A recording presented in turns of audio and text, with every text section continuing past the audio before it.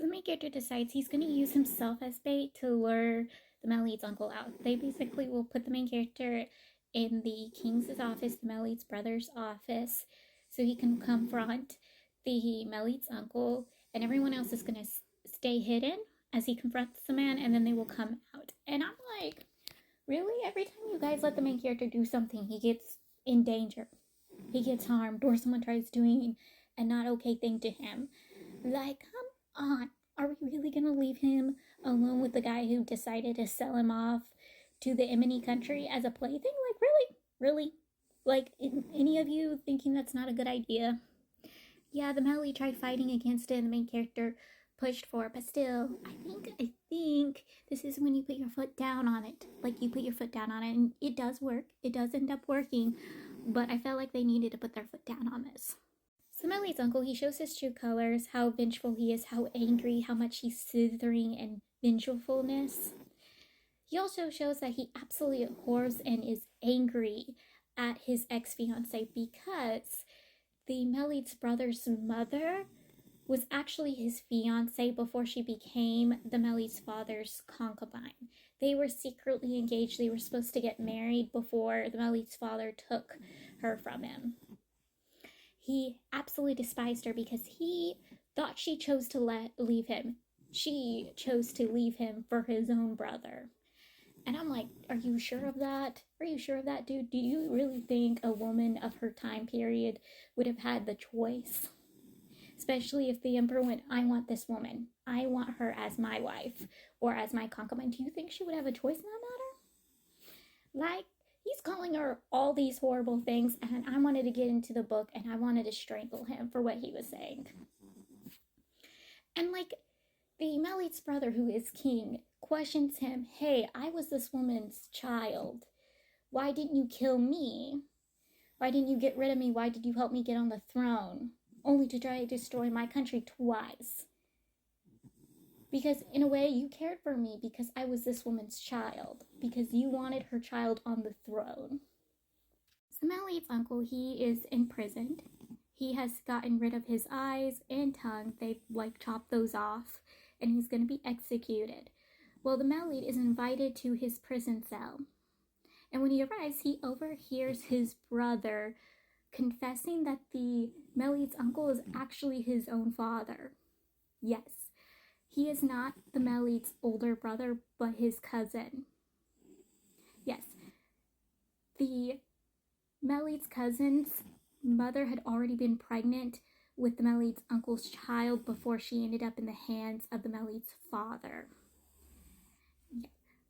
Oh my god, I was like, oh! And there's not any proof that he's not the Melead's father's child and not Melead's uncle's kid. They're not fully sure, but he does look like his uncle's kid. But again, that can happen. You can look like your uncle's child. But he is sure that he is actually the uncle's child and not the Melead's father's child, so he's actually the Melead's cousin. And the Melead's father might have already knew this. He had his, suspicions, but because he was so betrayed to the woman that he was having his way with constantly, that he never questioned it until she died, and then he was like, you might be my nephew and not my son. The Melead's cousin informs the Melead's uncle that he was super wrong about the woman that he thought betrayed him. This woman did choose to betray him. This woman was forced against her will because, again, she's a woman of that time period. She was against her will to leave the man she loved for another man. Also because the Melead's father had the same ability as the Melead uncle, which is changing people's memories. He changed her memories to make her think she was in love with him and not the Melead's uncle. Literally destroyed her memories. She sooner or later found her diary and found out that the man she truly loved was the uncle and not the father. And that her child was not the Melead's father's child, but the Melead's uncle's child. And she tried killing herself. And when that didn't work, she got ill. And she had plead to her son to get revenge for his actual father, for what his uncle did. And take the throne. Because, the Melead's cousin didn't want the throne originally. He was going to give it to the main character because the Melead, because he felt the Melead was more worthy for the throne than he was. because again, he was a concubine's child and not the, actual queen's kid. But then when he found out that the last thing his mother wanted was for him to take the throne to get revenge for his actual father, he did. Only for his father to do these horrible actions. And he tells his father he was ridiculous. Like, he was foolish. If only he had realized his son took the throne, maybe he wouldn't have gotten his revenge. But yeah, he took the throne to get revenge for his own mother. And I'm like, yes, boy, this is why he's my favorite character. Honestly, the Melite's cousin is my favorite character. Okay, I will tell you, I bawled. I bawled when I got to this part. So the Melite's cousin was raped by the Melite's father his entire life after the Melite's father realized this was not his child. And he saw his concubine and the Melite's cousin and constantly had the way with his own nephew because he saw as replacing the woman he supposedly loved, the woman he was obsessed with and loved to control. He had his ways with him. I wanted to be sick. I wanted to kill a man. He's already dead, but I wish I could bring him back and kill him again. He didn't just lay hands on his own nephew. He laid hands on his own nephew's wife and got her pregnant. Yeah. He changed her memory so she believes the child she was pregnant with was the Melite's cousin's kid. But yet the crown prince, the Melite's nephew, what we believe was Melite's nephew, wasn't his nephew but his own little brother. Again, her memories were changed, so she believes the child she had is her husband's child and not her rapist's child.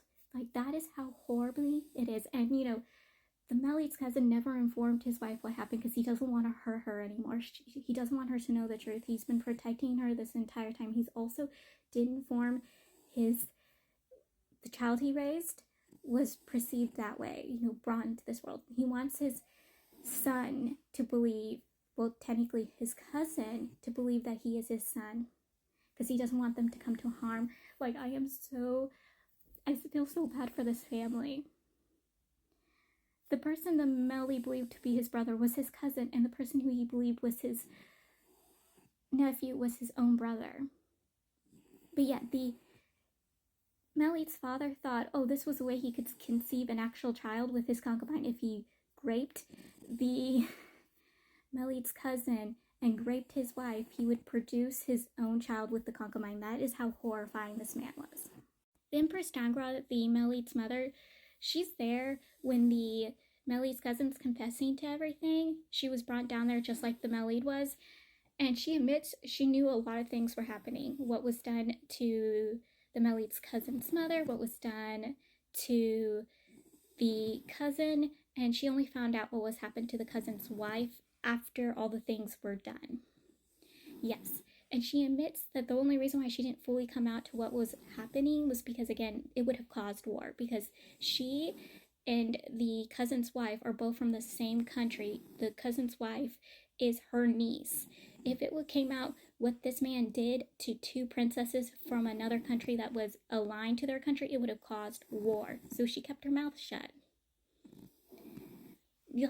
And she also calls the cousin and the Melite's brother horrible things. I kind of wanted to slap this woman. I didn't feel bad for her. I get it. She's a woman of her time. She doesn't have much power. But she literally let a child be constantly done things to, and two women things done to, and did never take a stand to protect any of them. She wanted to protect their reputation, and she quote-unquote did it for the Melite, and the Melite acknowledges his mother did everything for him. But I'm like, no, she only wanted to protect her status. Not protect the Melite or protect anyone. She protected her status. That's it.